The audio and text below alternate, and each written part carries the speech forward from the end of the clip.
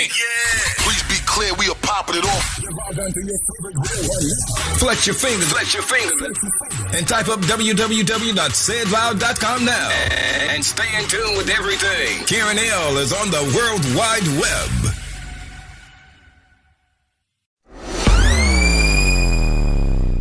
Are you ready? 3, 2, 1, let's go. It's time for the Fuckery. You're now tuned into the most unpredictable podcast on the World Wide Web. It's about to shut it. It's Say It Loud, hosted by Karen L. Down. Hey. Bringing the powerful on major platforms, and you are locked on. You are locked in. You know what it is. Pour up a glass of wine, ladies. Let the Henny flow, fellas. And get ready to turn the Fuckery up to lit status. It's Karen L live on Say It Loud Radio on your favorite internet platform, streaming live. It is another episode of Say It Loud, y'all. You know my kids hate when I say that. And today we have am I saying it right? Rakim? How do you pronounce it? Rakim. Instagram famous, because I know you're Instagram famous, is how I found you. The insightful teacher. I was just telling Rakim how I found him. I don't know, because I don't usually follow teachers on Instagram, even though I am a teacher. But I came across his his talk, his Instagram live this past summer, and I was so pulled in. And if you know me and you know how bad my ADHD is, you know that is a really hard thing to do. But I actually did my evening walk and would not come inside until this talk was over. So it's probably good for me. I was so pulled in by the discussion and the people. And then I've been following and just looking at the work that you're doing behind the scenes. And I felt like you would be a perfect person to come on and talk to us about education, about Black and Brown students, about teachers and teacher burnout, and just life itself. So welcome, Rakim, for coming to Say It Loud. Thank you for having me. So can you just tell everybody a little bit about yourself so they don't think I'm the only one that's crazy?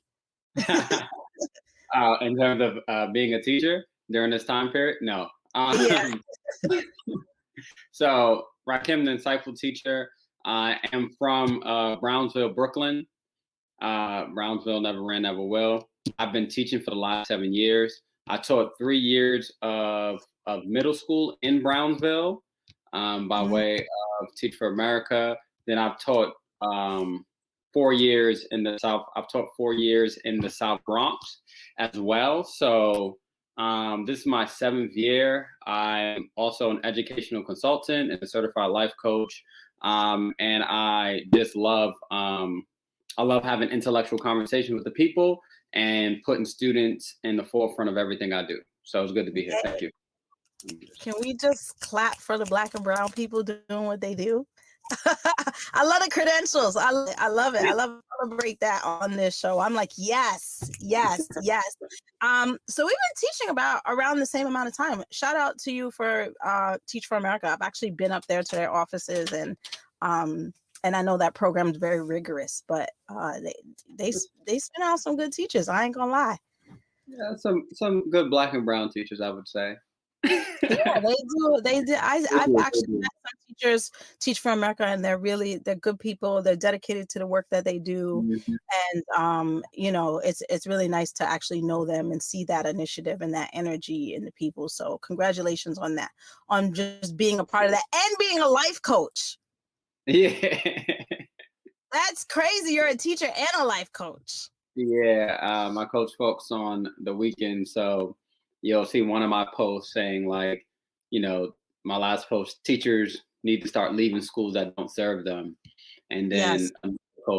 another post would say something like, action cures fear, and how you need to take action on your life. So I have the Teacher Tuesday, which is for teachers, and, just moving our pedagogy forward, and just like everything they won't allow you to do in professional development.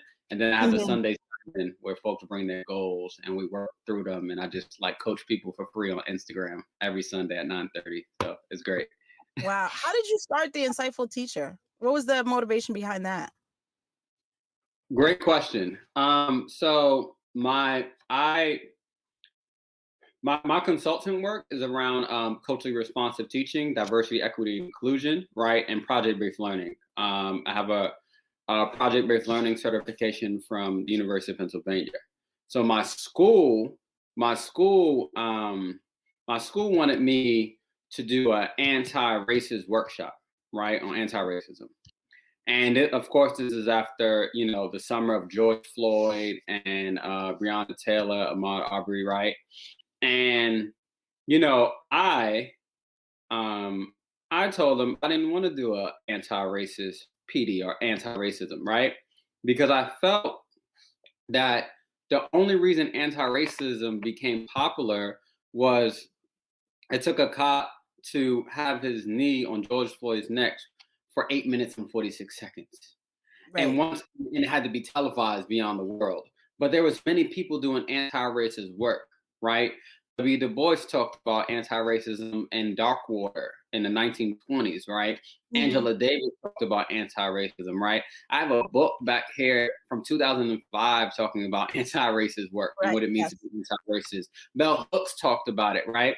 But it seems like once a Black person got assassinated by the police and it went viral, then white folks seem like they want to do something, right? And it's also the anti-racism that I've experienced in terms of it was mostly geared towards white teachers, white folks, right? And it allows them to escape. Like if you say anti-racism, it's like, oh, we're anti-racist. It's nice, it's comfortable, it's packaged nice for them. And my school is 99% Black and Latinx teachers and students. However, the leadership, the 1% of that 100% is on leadership, right? Right. So I told him I didn't want to do a conversation on anti-racism because I didn't think we're gonna miss the mark if we do that. And I don't feel like and Black people can't be racist because of like power and structural, systematic, all this stuff, right? So I was like, I would like to call the PD anti-whiteness, moving towards a liberatory pedagogy, because I see a lot of Black and brown folks when they're teaching and learning are in these spaces, they look at their ascension into the world as a proximity to whiteness. So they try to they duplicate white traditions, white cultures, white norms, and they force that upon our kids. So really, my thing was like, it's the pervasiveness of whiteness and what it means to try to be in proximity to whiteness. And at every point, we need to push back for it. So I go into class like this, and I dress in the hoodies and things of that nature, right? And this is how I dress for the class, because I'm always pushing back against that politics of respectability and whiteness. And they told me I could not call it anti-whiteness. I said, what? But we could call it anti-racist? Yes. They said you can call it anti-Blackness, you can call it anti-caring, you can call it anything you want. You just can't call it anti-whiteness. And I said, why not? And they said, because there's no research on it. And I said, yeah, there is research on it, but you may not be familiar with the research because the research is coming from Black scholars. But the only time research gets out there is when white folks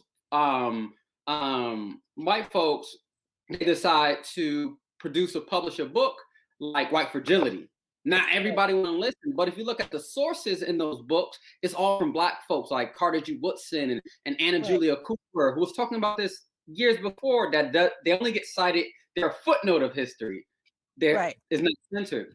So they pretty much told me like, no, I can't call it that. And they told me to change the name. And they gave me an ultimatum. And they told me, either you change the name or you add a descriptor to it explaining what it was. And I'm like, that's what you come to the PD for, so I can explain what it is, right? I mean, and they pretty much said it wouldn't make people feel comfortable. So I didn't change it. And they took my name off of the professional development thing. They put it back, and we have not had one conversation about race this whole year because we were Really? gonna. Nope, nope. Because I got some of the teachers together, about 25 teachers in the school. We drafted a whole statement of a list of demands, right? I used that moment where they like pretty much targeted me. And I used that moment to launch a list of demands. I was like, okay, see, this is why we need a Black Studies program in this school. You need equity training in the school. Right. You need anti-racist work for leadership. So I used that one moment to get more rights for others. And then I launched, that's what launched Insightful Teacher Tuesday. My bro Mario called me up and was like, yo, because I put it all in my stories about what was happening and everyone was like reposting. I went live on Monday at like 12 a.m. because I was tight. I was pissed off. It was like 9 people on there. I woke up, it's like 720 people reshared. Like it just moved. It's So happening. on Tuesday, I did the Insightful Teacher Tuesday, and I learned that people want to learn about this critical pedagogy. People want this liberatory learning. However, their schools are blocking them too, right? The teacher training programs are not teaching it. No one's teaching it. So from that day on, I knew that was the missing link in the teaching system. And I said, I'm just going to bring it to the people for free. And every Tuesday. I think that's amazing. I think that you need to write the curriculum regardless. I've been teaching for the same amount of time as you. I totally understand where I've worked in schools, like I told you before we started, where I was the only pedagogue of color, right? So there was other Black people in the building, but not other Black teachers. Right? The paras, the office administration, those people, yes. But as far as teachers, licensed teachers, I was the only Black teacher in the school. I have been in schools now that are teaching anti-racist pedagogy and professional development. However, the school that is teaching that now is in a neighborhood and an area where there is predominantly Black and brown teachers. When I worked in the school where the administration and the teachers were predominantly white, they were not learning this. So now I'm sitting in PD and I'm like, you're teaching this to me and you're like, they're asking me questions like, how are you anti-racist? And I'm like, bro, like I'm every single thing that is what these people are living. You know what I mean? Like I have brothers, I have uncles, I have ex-husbands, I have children, I was a teen mom, I've had food, I've lived on food stamps. Like everything that you're trying to say, don't be racist about, classist about, sexist about, whatever. I've lived in all of those situations, but the schools where we needed to have those discussions and where we needed to do that work were not introducing those things. Exactly. Right. Exactly. Right. And you would see Dr. Patina Love, she wrote We Want to Do More Than Survive. And she penned a piece about how like equity and reform or any movement in education doesn't come until white people feel comfortable. It comes off of white comfort, right? So they're pushing that forward, and it's really like, even if you look at the school systems, right, and you look at like even the sense of like no nonsense, right, this disciplinary school systems, right, they do that to Black and brown children. Their schools don't look like that, right? So it's Montessori. Huh? I said their schools are Montessori. Yeah. So what? It's a really way to control the movement and of black students, right? And I'm like, why do you feel that your kids get to be free, right, and move, but our kids need to be disciplined, right? And I think that's the number one issue, right, in our schools, to where hey, this is good for Black and brown teachers and Black and brown students, but somehow the folks who are storming the Capitol are storming our school buildings never happen to get the training, right? And that's the issue there, right? It's like, no, anti-racism and is not for folks who teach Black students. It's for white teachers who teach white students predominantly, because those are the folks who need to teach.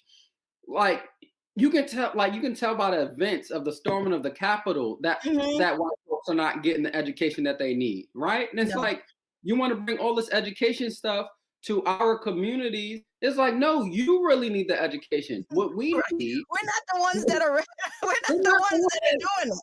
We're not being racist to each other. We're not killing each other. We're very, I mean, actually, if you teach in a community of Black and brown students, there's a lot of culture.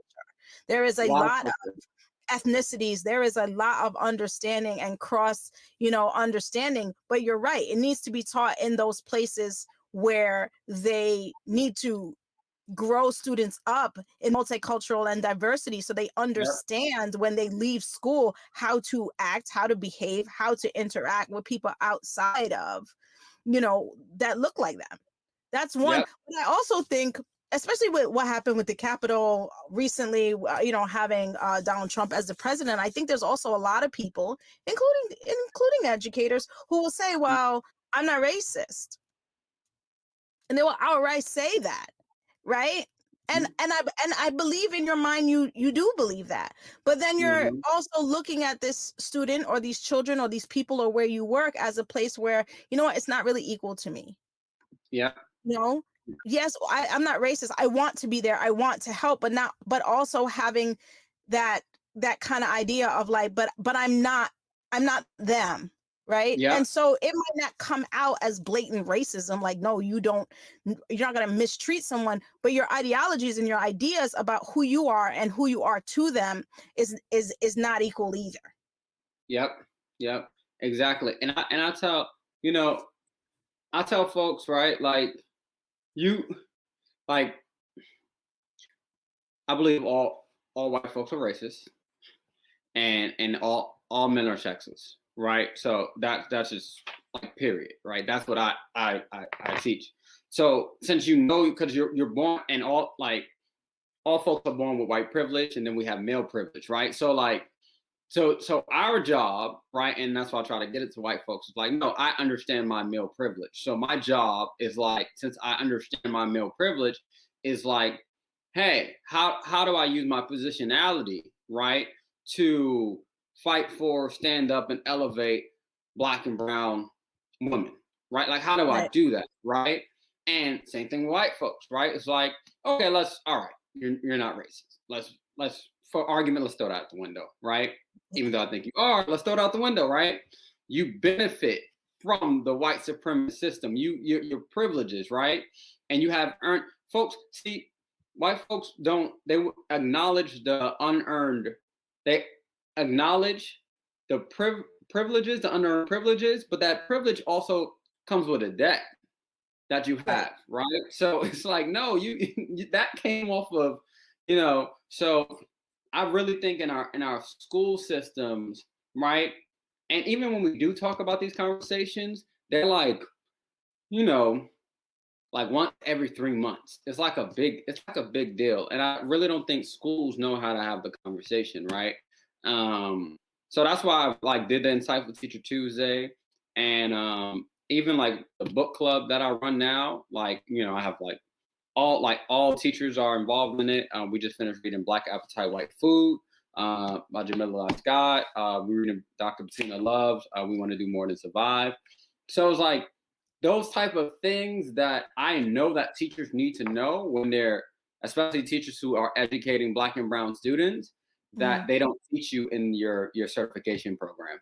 Yeah, no, they don't even touch on it in certification programs, to be totally honest. It's not a requirement to like look at multicultural. And then for me as a sped teacher, it drills down to so many other areas, because I look at special education and that's my area of expertise. And I look at the numbers and I look at the pipeline to prison. And then I go, you made me learn all of these things. And then I look at a kid's case and I'm like, I don't see any of the 7 certified reasons why this child should be in special education, Yeah. and then, so it's big, and then it funnels down, and in some cases it's bigger than where people even realize what's Yeah. happening to their kids in their own schools, and who's teaching them and how they're teaching them and where those ideas are coming from, and how it happens. Yeah.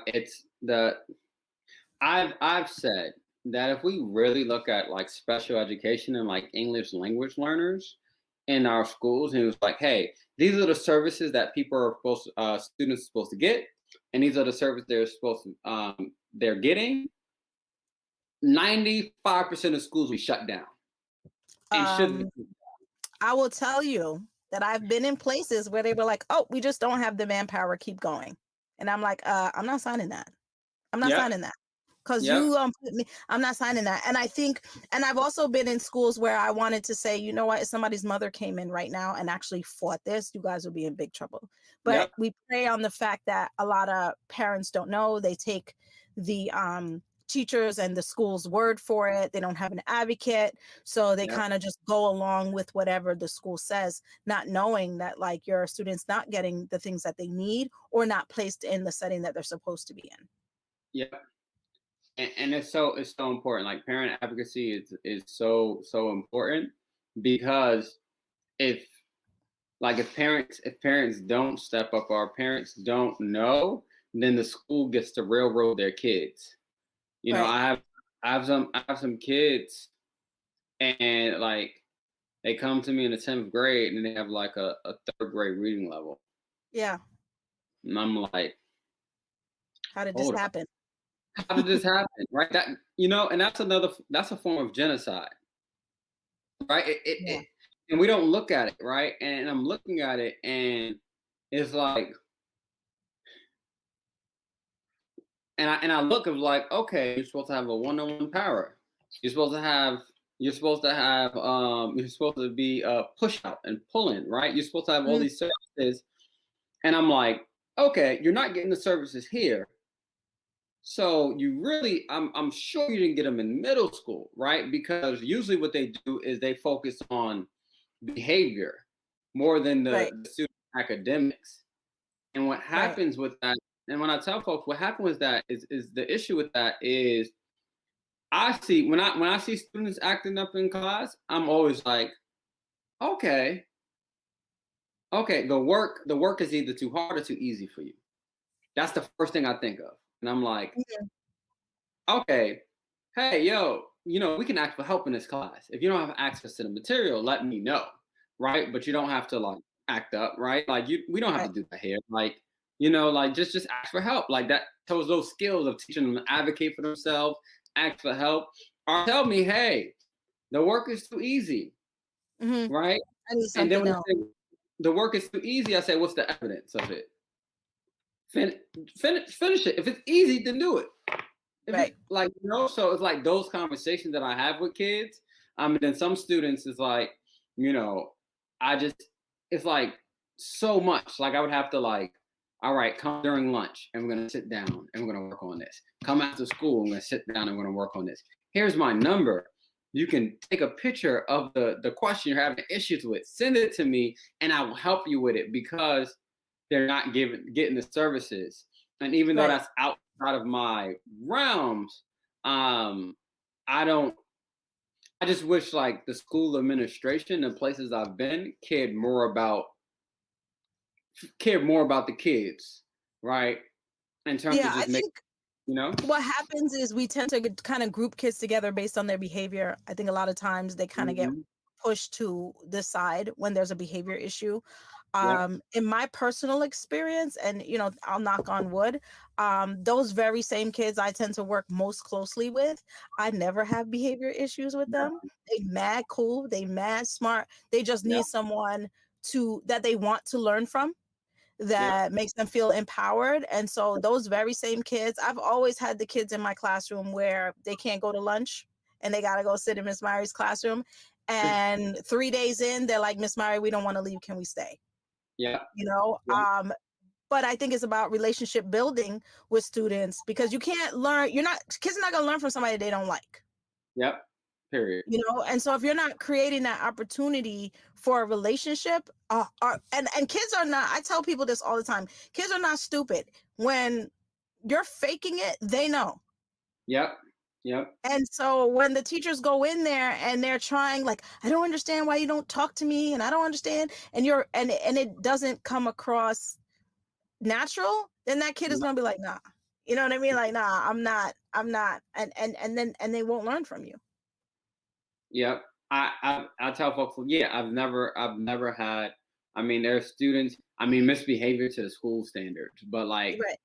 you know, I was expelled from the 7th grade. Like, Yeah. there's nothing, I was like, there's nothing you can do in this class that I have not done. Right. Like, Right. there's nothing, but I knew that the classes were not speaking to me. Like, they weren't Right. speaking to me. The only class I passed in the 7th grade when I was expelled was history, and I teach history. Only class I passed, but it wasn't that I couldn't do the work. I just was like, you know, this is not it for me. Like, I was in a gifted school. I'm like, this is not it. You were bored. That's what it was. I was really bored. What do you think? What do you think about? Let's tap into the teacher burnout, because you know, just be feeling like that sometimes. What do you think? What do you think about the teacher burnout, especially now during COVID? Whew. Yeah, who you telling? You know, folks think because we are working virtually, or some folks are working hybrid, they are like, oh, schools need to open. It's like, no, schools are in session. The schools are in session, right? And it's actually harder to teach virtually than it's to teach in person. Like, this is hard, right? And I'll tell you something about Teacher Burnout. I posted today, teachers need to start leaving schools that don't serve them. It's like a 711 likes. Like, yeah, I'm about to go comment, like, do my hands up, clap, all that kind of stuff.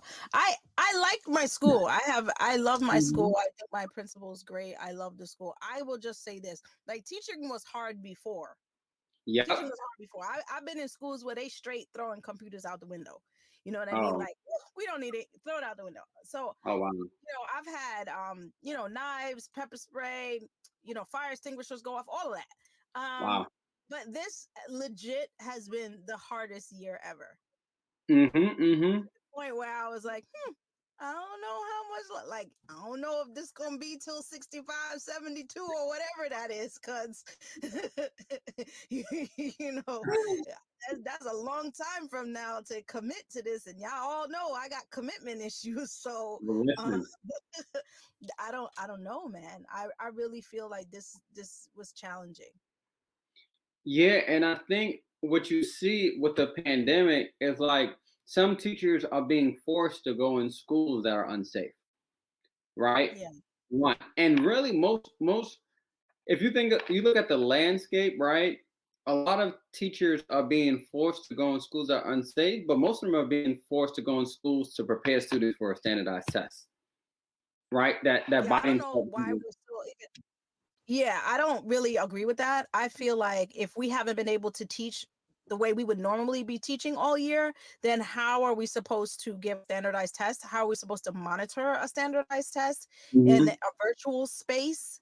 And I honestly feel like if all students don't have the same resources, then it's, I mean, if you want to know my honest truth, I've never really liked the standardized test to begin with. No, I agree. I've always been against it, especially as a special education teacher, because if I have students in 8th grade reading on a 2nd grade level and I give them an 8th grade test, what do you think the results are going to be? Okay. Right there. And on top of that, let me just vent my teacher stuff to you. And on top of that, now you want to tie my evaluation to that student's progress when you damn well know they read on a 2nd grade level or 3rd grade level and they have dyslexia. So how am I supposed to give them an 8th grade test and show that they're working and made progress when clearly they have a disability, and you're going to tie me to that? Like, I just don't understand. That's like asking a fish to climb a tree. Like, what do you want me to do with that information? And you know, that's how a lot of teachers are being evaluated, right? From the test, right? So It's right. In most schools, if Biden is saying that if schools don't give the test, they're not going to get funded. Right. So it's all the nature of that. But schools need the money the most, right? Schools in the inner city communities, right? Because like I've been like consulting at some schools where like half of their budget come from the parents. They live in communities with like $1 million homes, and those property taxes go and support the schools, right? So there are schools that don't take standardized testing. They do portfolios, they do a lot of stuff, but the schools in our neighborhoods are standardized testing, and I'm like, what standard can we really have? What standard can we really have in the global pandemic? Like, what is the standard? I don't know. There is none. But let me just tell you, on top of having a standardized test, which I don't agree with, when you sit down and read the test, and I teach in urban schools, I've always taught in urban schools, when you sit down now and you read the test, and you say, okay, even my best level student on par, 90s in my class, read this excerpt of your English test and answer the questions. You're asking my students to read a document and use, things in their life to make a connection to it, talking about like wheelbarrows and grass and things that they are not living in. So they do not have any connection to this text. So now you're asking them to read something and like little things like, Miss Murray, what's a wheelbarrow? Because I live in an urban area. There's subways, there's, policemen, there's taxis. There's no wheelbarrows. What is that? So we're also giving these kids a test and we're asking them to answer questions and they have no background knowledge, right, of any of the things that you're asking them so that they can connect it to even say, oh, wow, now I understand. You know what I mean? So it kind of almost feels like, where is this test coming from? And I mean, it's testing is a $1.9 billion industry, right? So that's what it is, right? And I think that if we really see the issue with standardized testing, right? It comes from standardized policies. When you standardize policies, you standardize testing, then you standardize administration in schools and school districts. You standardize how teachers should teach, and you standardize how students are taught. Therefore, you can standardize behavior. So then when you standardize testing and standardize everything, then you get to say what's good or what's bad, what's right and what's wrong, right? And therefore, you pretty much standardizing white supremacy in schools, right? And then you standardize how students should act and how they should show up, how they should dress, how they should move, how they should walk, how they should do these things, what's acceptable, what's respectable, what's not, right? And then if a student goes against that, right, if they come, right, there's students who couldn't graduate because they had locks in their hair, or girls who had braids in their hair at some institutions, right? When you do that stuff, all right, all of that stuff. There was a young girl who was on, I think, probation, and then she got sent to jail because she didn't turn her Zoom work, right? That all contributes to the school of ridiculous, though. That is just like the little kid playing with his thing, and the teacher said she felt threatened. I'm like, yo, he's playing with a doll, or he was doing some little kid thing that little kids do, and the teacher supposedly felt threatened. I'm like, through the computer? That's the thing, right? How are you gonna hurt you through a computer? But you gotta understand, that same cop mentality where we see folks are getting like shot in the streets, black and brown folks getting shot in the streets because a cop assumed, like in his mind, that's the same thing that teachers do in the classroom, right? They make judgments and prejudgments, and some of the rules are just not fair. Like I've known students who, if you tell a student to do something, they'd be like, why do I have to do that? And you also be like, automatic detention for your response. Right. And they'll go straight to detention. And then they go to detention. And then something that could have been like, a conversation or a quick, like, do we have to get into this right now? Like a quick thing was like, it turned there in detention. Now they're in the dean's office. Now they don't know why they're in the dean's office because they didn't get no explanation. And then the dean, they getting into the dean. And then the dean was like, you know what? The last time you was in here, I'm tired of you talking back to teachers. You're suspended. Then they're suspended. They lose it. And it's just like, it's just a slippery slope. Yeah. Yeah. But I'm gonna speak on the teachers though. Sometimes the teachers be dragging it. You know what I mean? I agree. You have to understand the kids that you are working with. You have to. I teach middle school too, just like you. You have to understand that they are going to now be vocal. They're not babies anymore. They're going to advocate for themselves. They're going, if they feel like you wrong them, they're going to let you know. And we can't celebrate when they advocate for themselves, but then be mad when they tell you like, no, this is what happened, or this is not what happened, or this is how I feel, or this is how you made me feel. It's like you said, we've become so accustomed that if you don't do it my way, if you don't sit, be quiet, face forward, do your work my way, then you have to get out or you're going down this slippery slope, instead of just saying, again, I've had students that say that, and I'd be like, I'll tell a kid in a minute, take the pass, go for a walk. Yep. Go get some fresh air. You want to go work in the hallway? Okay, I'll go sit with you in the hallway. Maybe you need to just take a break. Maybe you need to but there are people that are also, I've seen teachers also like egg on students. You know what I mean? I've seen it. Like every day this one kid comes and every day you pick on that same one. Like I've seen it happen. Like every single day you pick on that same kid, and then you expect them to just kind of like sit there and take that. And at some point that child's going to get frustrated. Absolute power corrupts absolutely, right? And I think one thing that we have to do, and I talk about this a lot, is you have to decenter yourself from the middle of the classroom, right? Like most teachers think, oh, you need to turn this in this work because I said so. It's like, no, like honestly, if we're really 100, like we work for the students. We work for the students, we work for their families. Yeah. That's what we work for, right? Like I tell my principal all the time, like I don't work for you. Right. I work for the students. It's true. So, it's true. You know, but yeah. I think that a lot of times we don't pay attention to that. You know, we kind of think that the kids got to do whatever we tell them to do. And we don't give them a space to kind of move outside of that structure either. And while I'm a big advocate that kids do need structure, you have to understand what kind of kids you're structuring. I think that's the thing too. Like you have to know who that student is. Not every single time. You know, there's certain kids that they'll bark and you could bark back. And then there's certain kids you cannot bark back. And you have to know who those kids are. And you have to know who those kids are not. Like I had a student once, I was like, I'm a tough teacher. And I was like, you can't go there with this kid because they're going to take it there.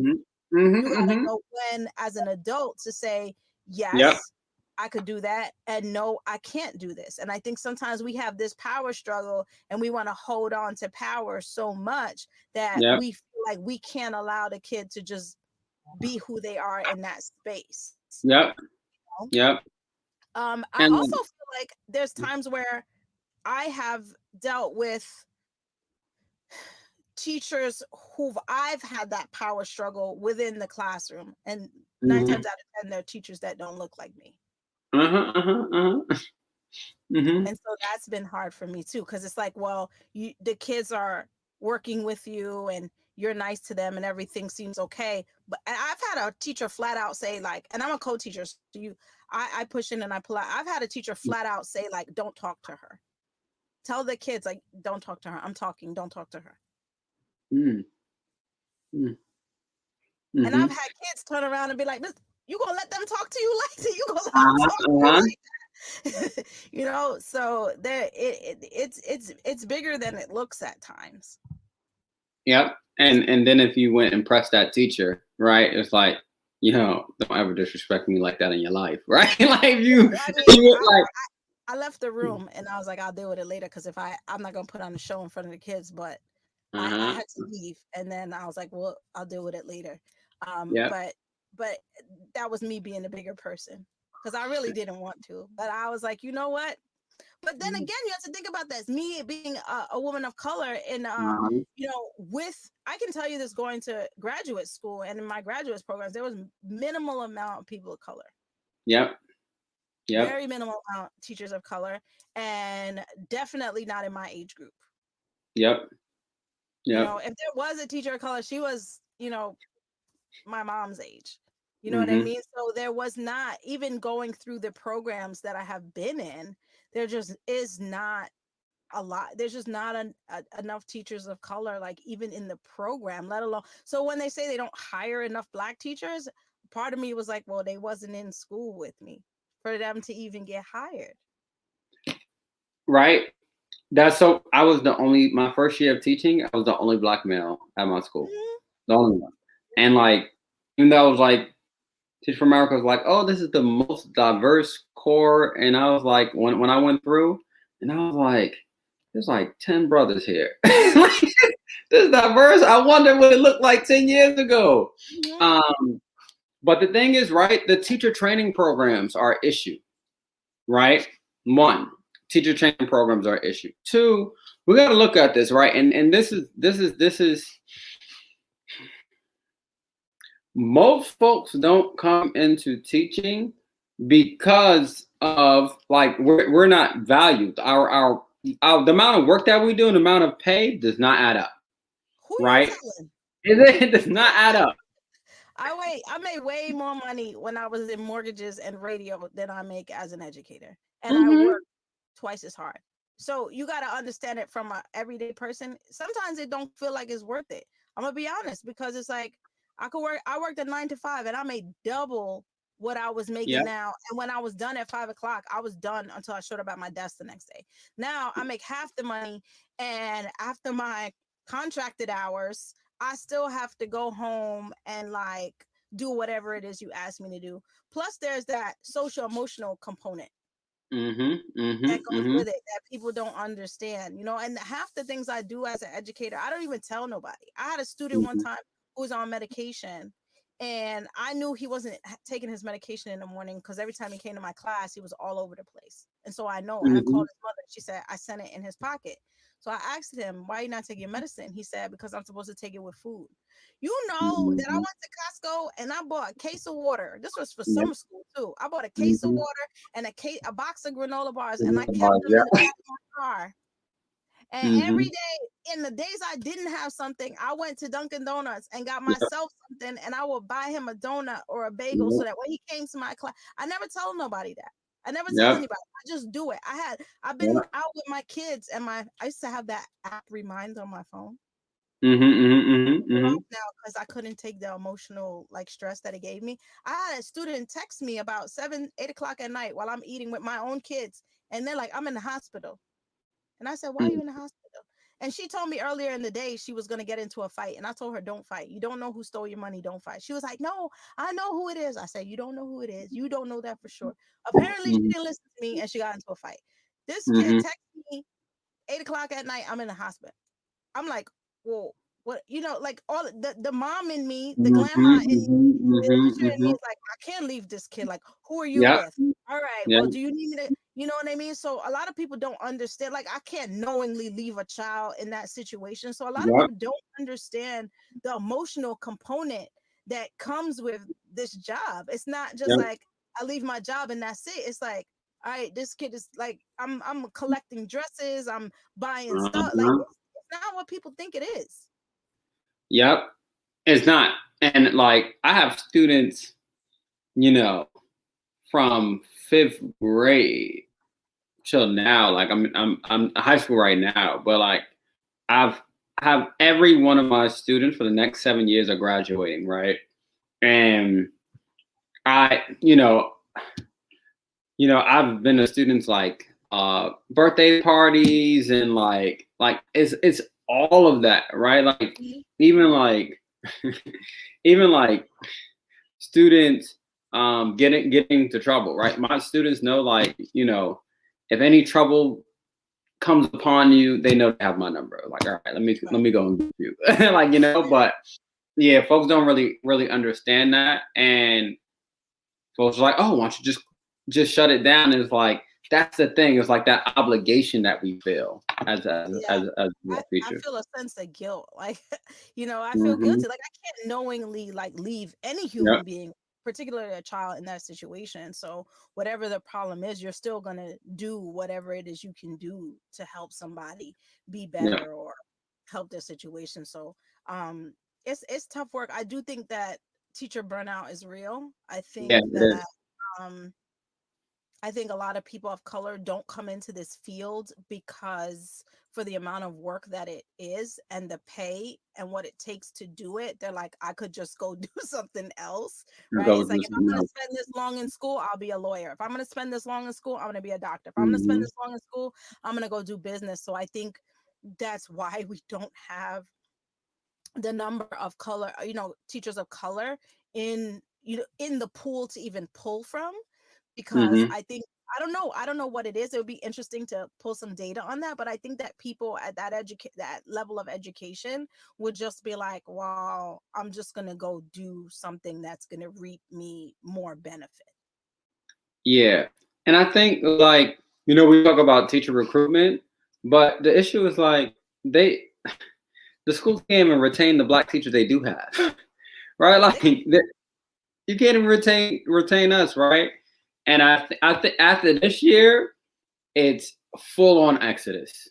I promise you. It's like, I will put money on it that folks are leaving the profession because of how folks are treated during this pandemic, right? Yeah. It was diabolical, right? It started as, teachers are the heroes and, all this other stuff, and then get your behind back in school, Right.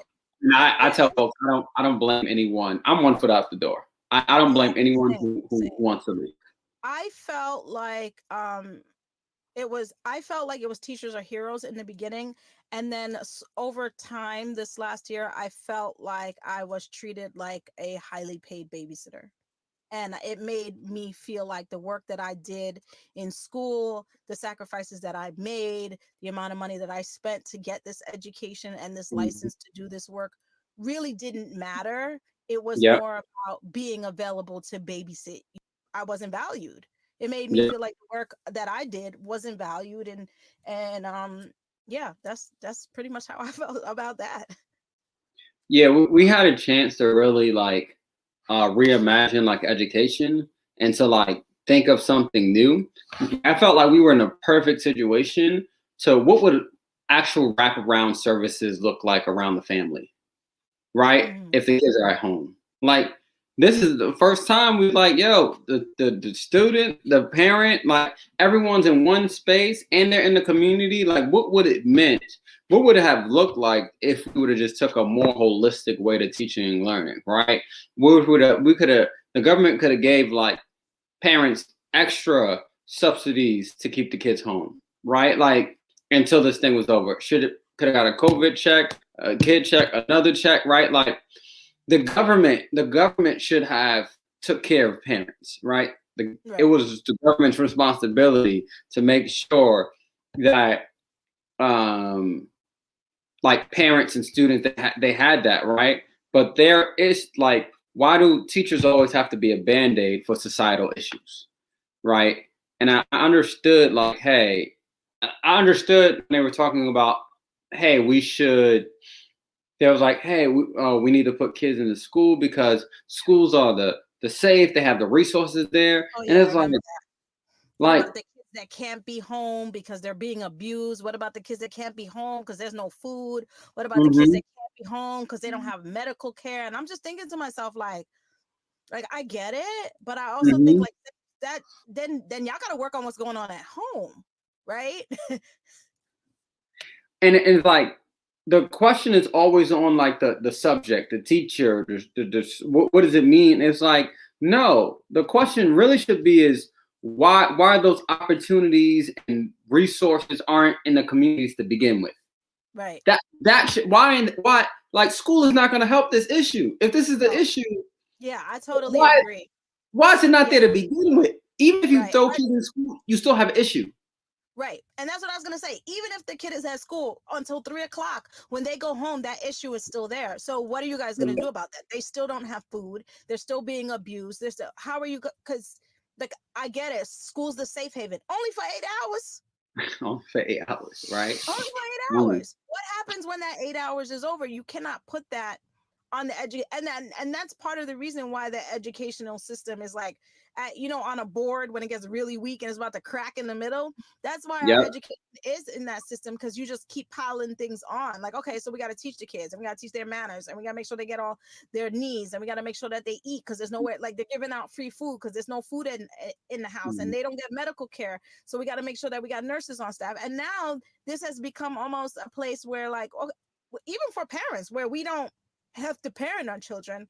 We're just Mm-hmm. going to school. And at school, they're supposed to take care of everything. We're going to make sure we have a dentist. We're going to make sure we have a nurse. We're going to make sure that they're eating. We're going to make sure that their social emotional needs are met. And then somehow along the line, it's no longer just about the education. Mm-hmm. Mm-hmm. What I tell parents, really, like, if school is the place that you are looking, like the sole place that you are looking for your child to get an education or to learn these skills, you have already failed your child.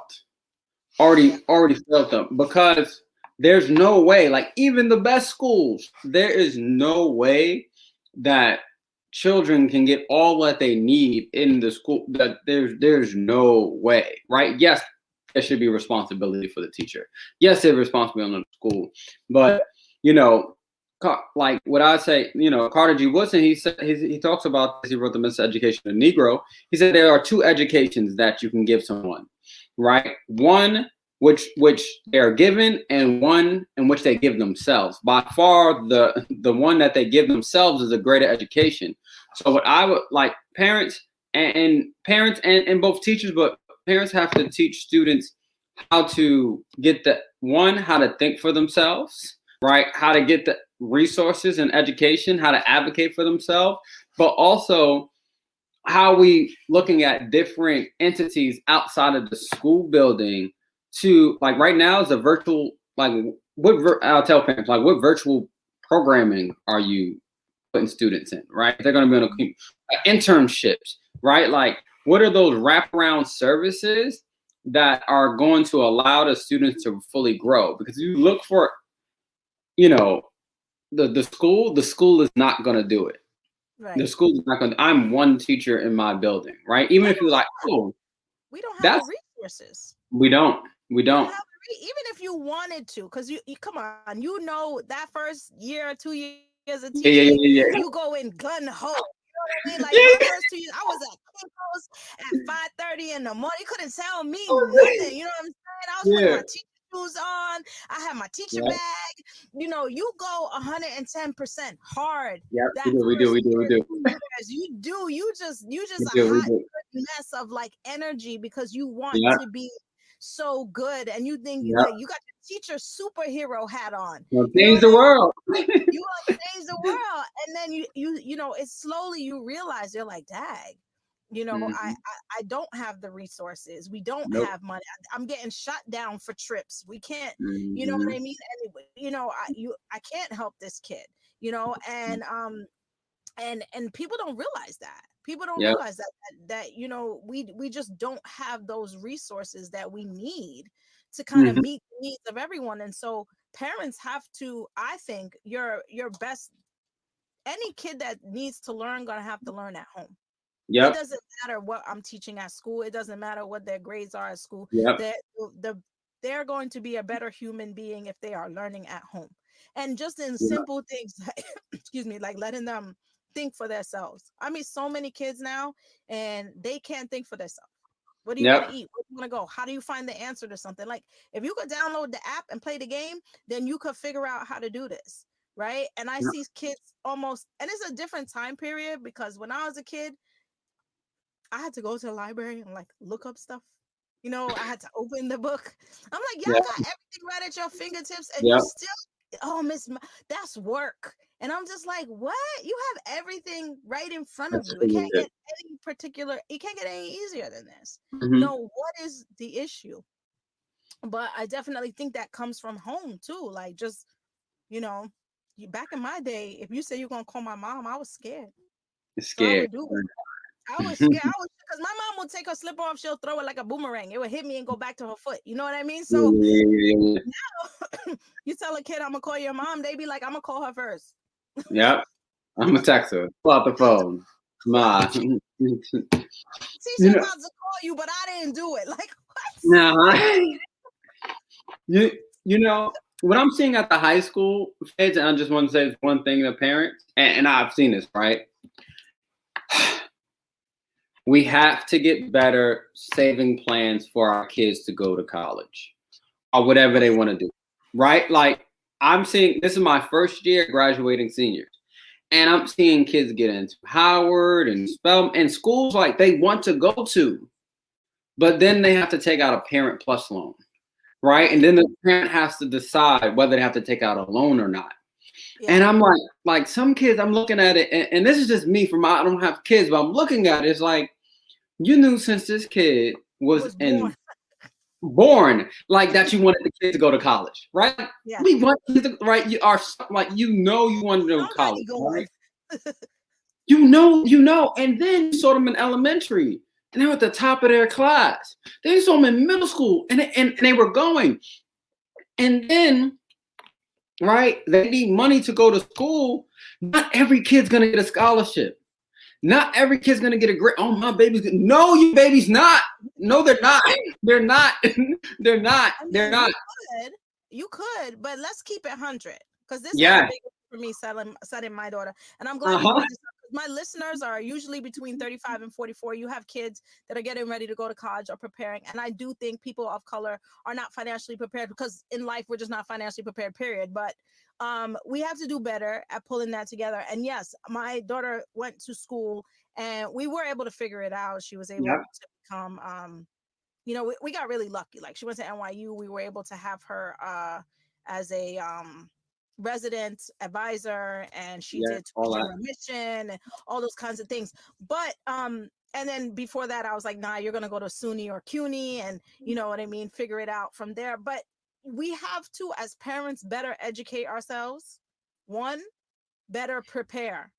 Yeah. Two, because I do feel like we cannot depend, like you just said, on everybody getting scholarship. And I will tell you, my daughter got a scholarship to NYU, and it sounded like a lot of money, $25,000. But when school was $63,000 a year, $25,000 scholarship is not going to help you. I was like, sweetheart, this car money. How am I supposed to? I said, 4 years of this my house. How are we supposed to do this? And I don't think that we have. We need to put ourselves in situations, one, where we're not dependent on sports. And while I love sports, I just had a coach on my show this week too, who was like, not every kid is going to get a full ride to college. Like Division I, Division II, Division III. He went through the numbers. He was like, it's only like 3,300 kids in the whole. Like he literally broke down the stats. He was like, out of how many million kids? Like that. The idea of that is just not enough, and it's almost unfair to our students, because not everybody's going to play football or basketball or run track. So what happens to the musicians and the artists and the business people and the math people?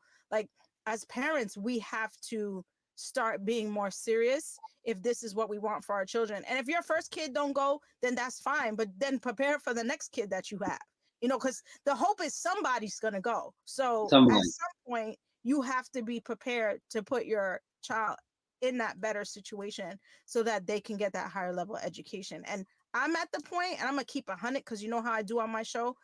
Yeah. Not knowing anymore is not an answer. It's not. That's so good.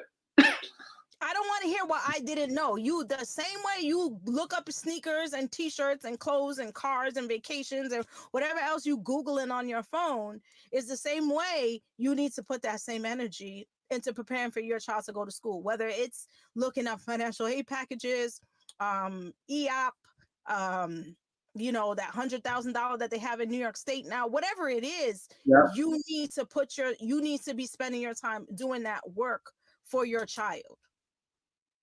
Or right, and on that, and on top of that, and I did the numbers, right? I was like, yo, if you save $50 every 2 weeks or $100 a month, right, for a child until they're 18, just $50, right, every 2 weeks, you would have $21,600, And that, like, even if they don't want to go to college, like, here's the 21,000, go start a business, right? Go do what you need to do it. And I was like, right, we find, and this is the thing, right? And I had to really think about this, right? We find money when it's time to bail someone out of jail. We find it, right? We find money for that funeral when the folks didn't have insurance. Go fund me for that. We find money for it, but it seems like when it comes to college or academic stuff, we can't find the money. And we have to start looking at some things like between, like, it's because that thing, like, yes, college is not for everyone, but it's life and death for some kids, right? And I know that I wouldn't be who I am today if I didn't make that journey and just find my own way, right? That's really that financial literacy in college is so important. Like, if I can stress that enough, like, it just needs to happen. There are kids who can't go to college. Yeah, and I had a student one time, he just flat out told me he's not going. Mm-hmm. He was in 8th grade, and I was teaching social studies and English, and he said he's not going. And I said, why? What do you mean? Like, why are you not going? How do you know that? And he was like, my mom can't afford to send me to college. And so if your child has this idea in their head from now, yep, how do you think they're going to flourish academically? Because now you're just basically, not, in his mind, it's like, it's not that serious. It doesn't matter, you know, if I do well or I don't do well. I'm not participating in certain things anyway, you know. And I think that's unfair to take away from a child, because this kid does have the academics and he does have the talent where he's quite capable of going. And I had to sit with him and be like, well, there's other options. Like, there's different programs available. There's different, you know, but a lot of students don't know that. So if your child's walking around with this mentality and you haven't had a conversation with them to prepare them for whatever it is that you guys need to do, then you're kind of almost in a way robbing them of even that experience. And when my daughter went, I told her, like, I don't, you know, she had to pick a major, and I was like, I really don't care what it is. And she was like, are you serious? And I was like, I don't care if you skateboard through college. I really don't. I want you to go not just for the academic part, but I think college is a good place to learn to grow up. I didn't go away to college. I always wanted to go away to college. So I feel like college is, it's that place in between being an adult and being a kid. It's 4 years where you get to kind of figure out who you are and what you want to do in a safe space. Yep. And I think that you might not know what you want to do for a career, but it's definitely going to teach you the discipline of doing your own laundry, of getting up at 8 o'clock in the morning, of what your responsibilities are, of living away from home, of trying new food, of meeting new people. I notice behaviors and patterns in people that have lived away. And I see it. They're always punctual, for one. You know what I mean? It's true, because they have a discipline, right? And they've always traveled by themselves or done things or have friends that they've met.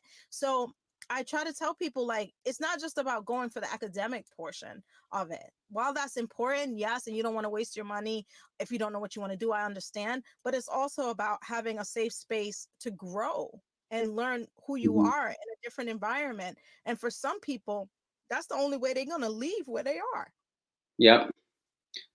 And even I tell my kids and my students now, it's like, oh, I don't want to go to college. What's your plan? What's the plan? What's the plan? What we doing? What's the plan? We starting a business? What's the plan? We doing this coding internship? Like, what's the plan? Like, come on. Right? Because, right, like, and I have like advisees, right? And folks tell me that all the time. I was like, bro, I've been with you for 4 years. I'm damn near your daddy. Right. We ain't leaving this place if you don't got no plan. You like what are we doing? Like, so I was like, no, what's your plan? Right? Is it entrepreneurship? Okay. I'm about to introduce you to some entrepreneurs in your field that you can, like, shadow for a year. Right? Like, what is it? Right? Because if you don't have any plan, then I have a plan for you. It's college. You're going. Right? Well, my mother, I don't care what your mother say. Care?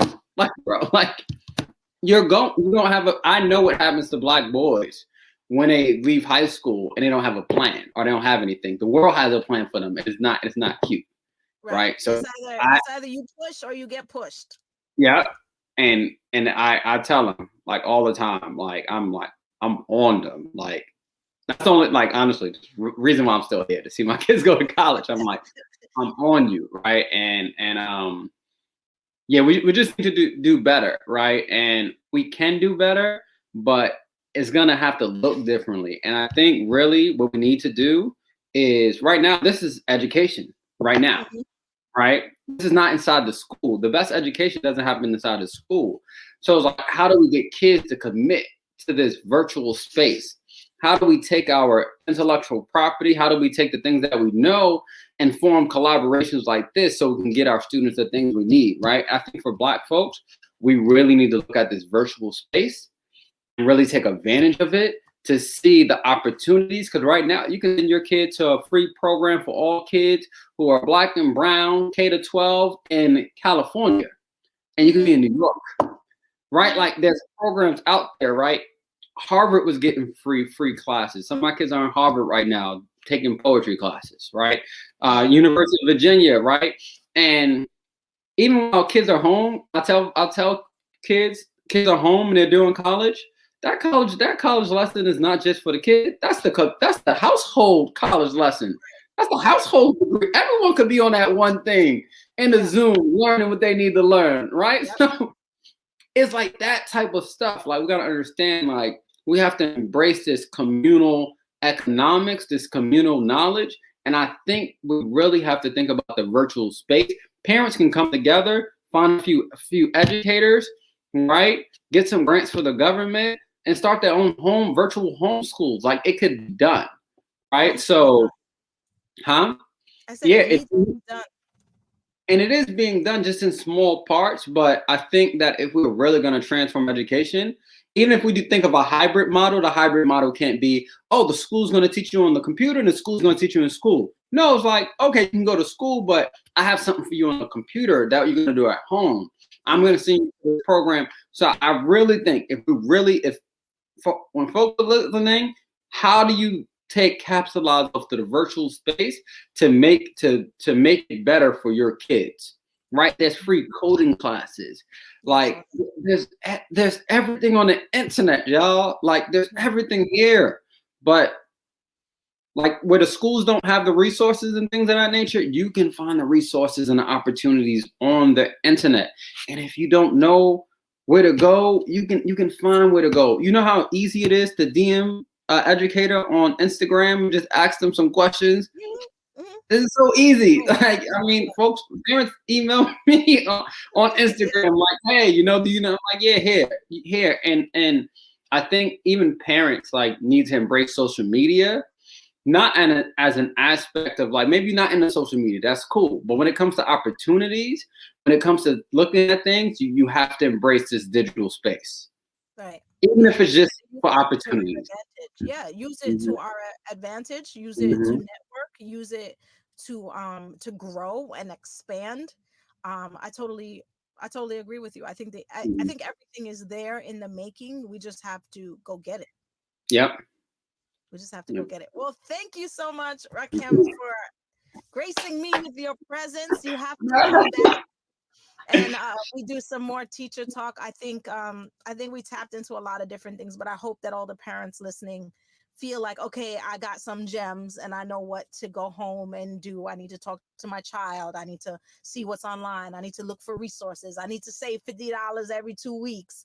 I need to look at the diversity in the school when I send my child to school. So I think that we covered a lot of things where we can begin to have those conversations. And I hope that everybody walks away with that. Tell everybody what you have coming up and where they can find you. So on Instagram, you can find me on Insightful Teacher. I do have a YouTube page, Insightful Teacher. Like, everything's in Insightful Teacher. I have the Revolutionary Educator Conference coming up this week. Is with Principal Ra, Dame Dash, and the OSG family. So we're doing a Revolutionary Educator Conference. I have some clubhouses coming up. You can find everything on Instagram. And I'll be on 2 educator conference in April. One Liberated Ed, In April, that'll be my Instagram, and I'm keynoting for the Identity Talk, Staying True to the Teachers and You, April 16th and 19th. So every Tuesday, I do Insightful Teacher Tuesdays on IG Live, and every Sunday, the Sunday sermon. I have everything, Insightful Teacher, like merch, like the whole thing. And I really believe that if we can form education outside of schools, we can move our people back to their historical greatness. And I'm here. I'm very accessible. I'm very proud. I'm very, So very thank you. I think Thank it's, I just think you're amazing, and the work that you're doing is amazing, and the growth has been amazing. And when I see your picture, I don't, in my head, you my friend, so I see your picture now on the keynote stuff. I'll be like, look. I'm a fan. I'm a fan. I'm a fan.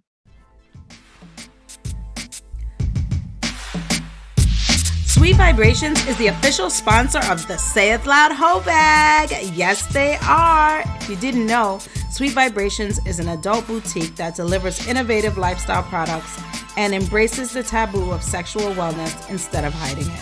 Simply put, they inspire each and every one of us to embark on our own sexual wellness journey. Whether it's the girl's best friend, a little pixie, the perfect match, or tulips, there's something for everyone. And you deserve something sweet. So visit their website at www.sweetvibe.toys. Use our Say It Loud discount code, LOUD, LOUD, for discounts. Follow them on Facebook and Instagram at Sweet Vibrations. I mean, ladies, we all deserve a good vibe. Yes, sir. Yeah, man. Log on now to www.sayitloud.com or email Karen L. Email Karen L. at KarenL@sayitloud.com. Do it now. Now let's get it started. It's Karen L live on the Say It Loud radio show, streaming across 30 plus platforms now.